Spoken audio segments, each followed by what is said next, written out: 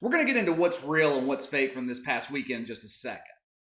I wanted to start off today with the disaster that's going on right now in Tampa Bay.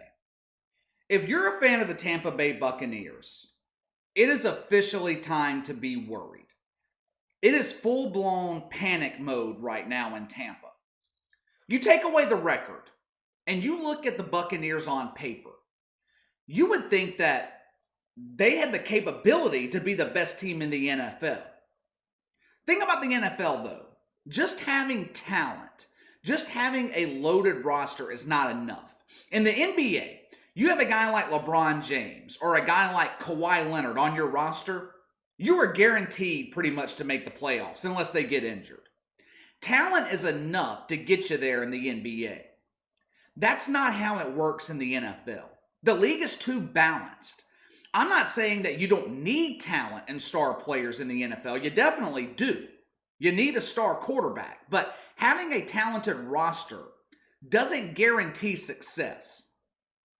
It is clear that Tom Brady is not comfortable in Bruce Arians' offense, which is a trend now for Bruce Arians.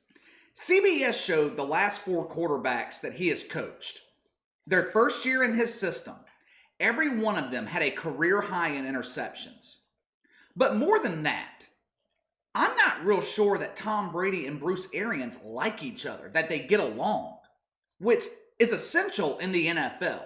Head coach and quarterback need to have a good relationship. Tom Brady was asked after the game on Sunday about former teammate Rob Ninkovich's comments that he made on ESPN last week, in which he stated that Tom Brady needs a new head coach in Tampa Bay. Now his response was typical Tom Brady, a typical Tom Brady response, which means he answered the question without answering the question. But what I found interesting in his response, he didn't come to the defense of Bruce Arians. And why should he? Every time the Bucs have lost this season, Bruce Arians has blasted Tom Brady publicly in his post-game press conference. We went over all of this last week. You can check out that video in the archives. In that video, I talked about Bruce Arians not making adjustments to his system to set up Tom Brady for success. Mainly, what I was talking about was Bruce Arians' refusal to use a pre-snap motion, which if you followed the career of Tom Brady in New England, it seemed like they motioned on damn near every other play. Bruce Arians also doesn't take any pressure off Tom Brady in the running game. The Bucs are near the bottom of the league in rushing attempts and rushing yards. They have Leonard Fournette on the roster. He's in the backfield. He was brought in to take some of the pressure off of Tom Brady. Leonard Fournette has 19 rushing attempts in the last 4 weeks. Ronald Jones, 19 attempts the past 2 games. Bruce Arians seems okay with running the ball early, but if it's not working out early on, they just abandon the run, put everything on Tom Brady's shoulders. I don't have any inside information, but this is just my eyes, my opinion. Tom Brady and Bruce Arians are not on the same page, which is bad news if you're Bruce Arians, because Tom Brady's not going anywhere. If the Bucs move on from anyone after this season, it's going to be the coach, not the GOAT. I expected Tom Brady to struggle early this season. New team, new offense, not a typical offseason, new coaching staff, new surroundings. I figured that it would take him maybe half the season for things in Tampa to come together. But that's not happening. If anything, it's actually getting worse. Tampa has lost 3 of their last 4 games. Against playoff teams this year, the Bucs are 2-4. And like I say on here all the time, it's not that they're losing to playoff teams, it's how they are losing. Blown out twice by the Saints. They made it close towards the end of that game against Kansas City the other day, but that game was never really in doubt. Patrick Mahomes torched that defense. Which reminds me, where the hell is this elite Tampa defense? If you've listened to the media all season, this was supposedly one of the better defenses in the NFL. Sunday was the 3rd time in 4 weeks that they were ran off the field. Tom Brady set the Bucs up for a comeback win Sunday, but the elite Tampa defense, they couldn't get the Chiefs off the field late in the 4th quarter. I'm starting to wonder now if Tampa Bay's even going to make the playoffs. They've got Minnesota coming to town after the bye week. Then they have the Falcons twice over the last 3 weeks of the season. The bye week couldn't have come at a better time for Tampa Bay. This team needs a break. The 9-7 should get them in the playoffs. So even if they split the last 4 games of the season, they should still be playing in January. But that's not the goal. It is Super Bowl or bust. When you have a 43-year-old quarterback, a 6-time Super Bowl champion under center, just making the playoffs is not enough. Even when you're talking about Tampa Bay, a perennial loser in the NFL. With things like they are right now in Tampa, this team doesn't have a chance at making the Super Bowl. All right, let's get to what's real, what's fake from this past weekend. And for those of you that are new to the channel, every Tuesday, we take headlines from the past weekend and we determine what's real, or what I agree with, or what's fake, an overreaction to something, or just outright stupidity. First up, Taysom Hill was exposed against the Broncos. Fake. I actually pulled this from Twitter because the majority of people on there were roasting Taysom Hill Sunday afternoon. And I just think this needs to be addressed. I'm not going to spend too much time on this. You look at Taysom Hill's numbers on paper against the Broncos, they're god-awful. 9 of 16, 78 yards, an interception. He added a couple of touchdowns and 44 yards on the ground. Even watching the game, Taysom Hill looked awful. They never got into a rhythm. But I'm not going to put that on Taysom Hill because I believe it's exactly what Sean Payton wanted. Actually, I know it's what Sean Payton wanted because he said as much after the game. I could tell after the second drive of that game that Sean Payton was holding back offensively, which makes sense when you think about it. The Broncos came into that game with no quarterback on the roster because of the ridiculous COVID protocols. They called up some dude that was selling insurance or something on the street last week, and he was their quarterback Sunday against the Saints. New Orleans has one of the best defenses in the league, so Sean Payton knew going in that there was no way the Saints were losing that game. You got big games coming up against Atlanta, Philadelphia, Kansas City, all over the next 3 weeks. So why would Sean Payton give away anything offensively against the Broncos? Why run plays that no one's ever seen before?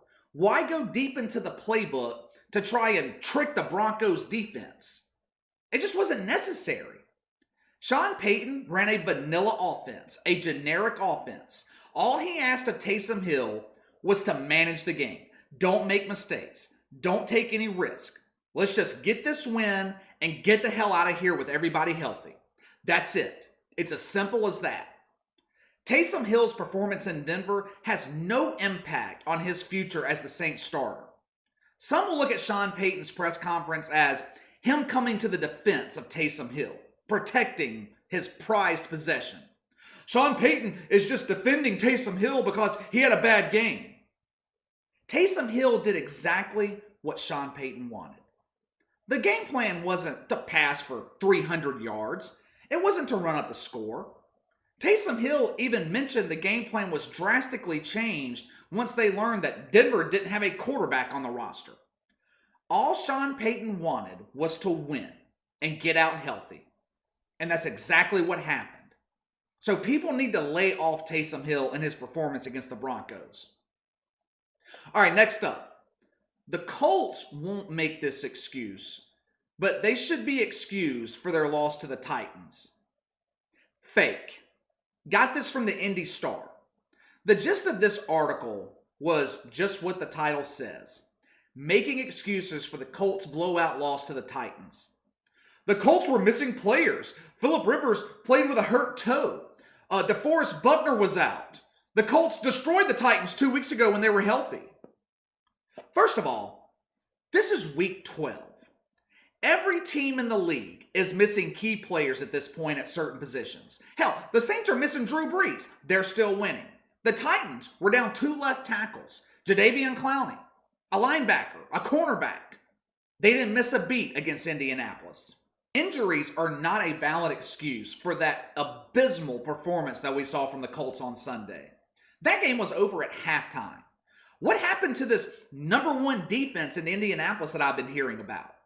Tennessee put up 35 points before halftime, continuing a trend for the Colts defense getting off to slow starts, which is a problem when you have an aging Phillip Rivers as your quarterback. Once again, Phillip Rivers was god-awful. This season in Indianapolis has been reminiscent of his entire career. He is consistently inconsistent. Looked great 2 weeks ago against Tennessee. Looked good last week against Green Bay. He was awful against Baltimore. Awful Sunday against the Titans. Awful against Cleveland. Awful against Chicago. I told you guys last week that the Colts were pretenders, not contenders. Sunday was another example of why I feel that way. You blinked, and they were out of that game. They had no answer for Derrick Henry, who ran up and down the field on their defense. Phillip Rivers and the offense didn't contribute much either. The Colts defense actually held Tennessee to just 3 points in the third quarter, mainly because the Titans went into game management mode with a 21-point lead. Do you know how many points Phillip Rivers and the offense put up in the third quarter? 0. The Colts are an illusion. Fans and local media, they can make injuries an excuse if that makes them feel better. But the truth is, this team is not a threat in the playoffs. They are not a Super Bowl contender. This was the second time this year that they have been blown out by a quality opponent. And the loss to Cleveland, you could consider that a third because that game wasn't really all that close either. The other day, Phillip Rivers told local media in Indianapolis that he's the absolute antithesis of a quarterback that Colts fans would care to cheer for. He mentioned playing in a city where Peyton Manning set such a high standard, followed by Andrew Luck. He said that fans in Indianapolis are used to good quarterback play, and that he's the last guy that Colts fans were looking to pull for because he has beaten them twice in the playoffs. Phillip Rivers is half right with that statement. Yes, Colts fans are used to great quarterback play, but that is what makes him the antithesis, not him beating them twice in the playoffs 12, 13 years ago. They're used to watching their starting quarterback, their franchise quarterback, win games, not find ways to lose them. Indy's in the playoff picture right now, but the playoffs are not guaranteed at this point. Last 5 weeks of their year are tough. 2 games against an improving Texans team, the Raiders, the Steelers. I would say a guaranteed win over Jacksonville the last week of the season, but Phillip Rivers even found a way to lose to Jacksonville in week 1, so the playoffs are not guaranteed for Indianapolis. All right, next up, Mitchell Trubisky fumbles his second chance. Real. Got this from the Chicago Sun-Times. Leading up to their game against the Packers Sunday night, Matt Nagy was talking about a new and improved Mitchell Trubisky. He said that the injury to Nick Foles was Trubisky's chance to rebrand himself, to change the narrative of his career. This is his second chance, says Matt Nagy. I don't know what you guys saw Sunday night, but it sure as hell looked to me like the same Mitchell Trubisky. The Bears would have been better off with a hobbling Nick Foles under center. That is how bad Mitchell Trubisky was. I'm not sure what Matt Nagy saw in practice to make him believe that Mitchell Trubisky was going to get his redemption Sunday night. Or maybe he was just trying to be positive, trying to speak it into existence. Whatever he was trying to do, it didn't work. Once again, for, I don't know, the 30th time in his career, Mitchell Trubisky was god-awful. Awful. There are not enough negative words to describe how bad his performance was against the Packers. Besides the Broncos, who had no quarterback Sunday, Mitchell Trubisky was easily the worst quarterback in the NFL on Sunday. 3 fumbles, 1 return for a touchdown, threw an interception in the red zone, then threw another interception. Because, you know, if there's one thing that Mitchell Trubisky does best, it's having multiple turnovers in a game. He had as many turnovers in that game as he had passing yards in the first quarter. 3. As bad as Nick Foles has been, and make no mistake about it, Nick Foles has been bad, but he hasn't committed 3 turnovers in a game all season. Chicago passing over Patrick Mahomes and Deshaun Watson to draft Mitchell Trubisky is going to go down as one of the biggest blunders in the history of the NFL. Instead of getting better, Trubisky has gotten progressively worse each season. 95.4 quarterback rating back in 2018. Dropped to 83 in 2019. 82.3 this season. Completion percentage dropping with each passing year. And wins, of course, happening with less frequency. It is an absolute waste of the Bears defense, which is aging. The career of Mitchell Trubisky, it died Sunday night on Lambeau Field in Green Bay. Aaron Rodgers went ahead and eulogized him, and the Packers defense promptly buried his career in the end zone. It is over. It is over for Mitchell Trubisky. There is not a team in this league that's going to give him a starting job next season. Now, he might luck up and get a backup role. Maybe. But even that is a stretch at this point. By this time next year, Mitchell Trubisky is going to be forgotten. All right, last but not least, Baker Mayfield has to be better for the Browns to make the playoffs. Real. I got this one from Fansided. Finally, someone on Fansided is pointing to the fact that Baker Mayfield is underperforming.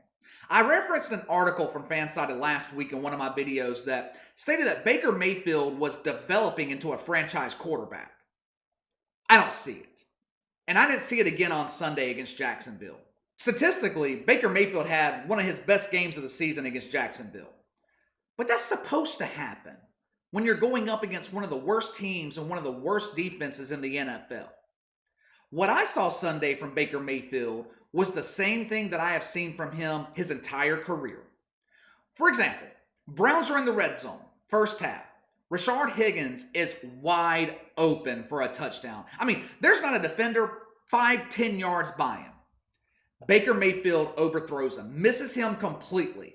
It was the easiest touchdown you'll ever get at the NFL level. 2 plays later, Jarvis Landry, wide open. Once again, Baker Mayfield overthrows him. The Browns are forced to kick a field goal because Baker Mayfield missed on 2 easy touchdowns. Then, Cleveland's next red zone possession, he hits a nice pass to Austin Hooper for a touchdown. Now, you can get away with those types of mistakes against the Jacksonville Jaguars, but you can't do that against playoff teams, which is the reason the Browns are 1-3 against winning teams this season. They have got to have more consistency from Baker Mayfield. Just like I said about Phillip Rivers a minute ago, Baker Mayfield is consistently inconsistent. And that's just not sustainable. There is too much talent in Cleveland to have this type of inconsistency at the quarterback position. The Browns are pretty much guaranteed to have their first winning season since 2007. And they should make the playoffs. And then they're going to get bounced in the wild card round. Even still, it will be looked at as a successful season in Cleveland, considering it's Kevin Stefanski's first year on the job. And this team hasn't made the playoffs since the 2001 season. But like I've said before, Baker Mayfield is going to be playing for his job next season. Because I don't feel like he has done anything this year to convince Kevin Stefanski that he is the answer at quarterback long term. All right, that's all for today. Hit that like and subscribe button. Click the notification bell to receive all notifications from the channel. Leave me a comment in the section below. Is it time to panic in Tampa? Are the Indianapolis Colts Super Bowl contenders? Is the NFL career of Mitchell Trubisky over?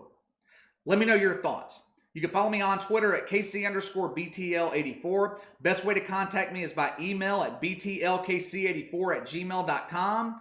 I'll see you guys next time.